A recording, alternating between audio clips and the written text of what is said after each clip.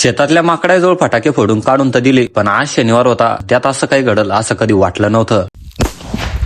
तर रामराम मंडळी, स्वागत आहे तुमचं आजच्या ब्लॉग मध्ये. आज निघालो होतो आम्ही बाजूच्या एका वाडीवर. तिथं येऊन आम्हाला ना एक जागा पाहायची होती. आता तुम्ही म्हणसाल नेमकं जागा का बघायची होती, तर आपल्या भावाला ना पुढच्या महिन्यात ह्या जागेचं काम करणं होतं आणि त्याला ह्या जागेसाठी ना हा प्लॅन आवडला होता. जागा पाहून घेतली आणि लगेच आपल्या शेतात आलो. मोटर चालू करायच्या होत्या, त्या करून दिल्या आणि म्हणलं विहिरीत पाणी किती घेते पाहू. विहिरीला चौकून पाण्याचे पाजर आणि ते पण ह्या दिवसात, हे पाहून डोकं डायरेक्ट हँग झालं. म्हणलं बाबू, एवढं पाणी माया विहिरीला जर असतं ना तर 100% ऊस लावला असता. काळा चष्मा काळा शर्ट घालून शेतात गेलो होतो तर म्हैस अशी पाहत होती जसं काही तिने एवढा हँडसम पोरग पहिल्यांदाच पाहिलं होतं. दुसऱ्या शेतात ना मामा गेले होते आणि आपल्याला ना त्याला हा चहा पार्सल करणं होता. चहा पार्सल केला तर मामा म्हणे आलेच तर एवढे माकडा आणायला मदत करा. म्हणलं काही विषय आहे का मामा, त्याचे ना आपले जवळचे संबंध आहे, आलोच 2 मिनिटात जाऊन. आता लहानपणी माळवर राखून ना तुमच्या भावाची एकदम चांगली प्रॅक्टिस झाली होती, त्यामुळे ना तुमच्या भावानं 5 मिनिटात काढून दिले. माकडाजवळ फटाके फोडून काढून तर दिले, पण त्यानंतर आठवलं की आज शनिवार आहे आणि त्यानंतर असं काही घडल असं कधी वाटलं नव्हतं. नेमकं काय घडलं असं सांगतो पुढच्या पार्ट 2 मध्ये. तोपर्यंत ना तुमच्या भावाला फॉलो करून घ्या.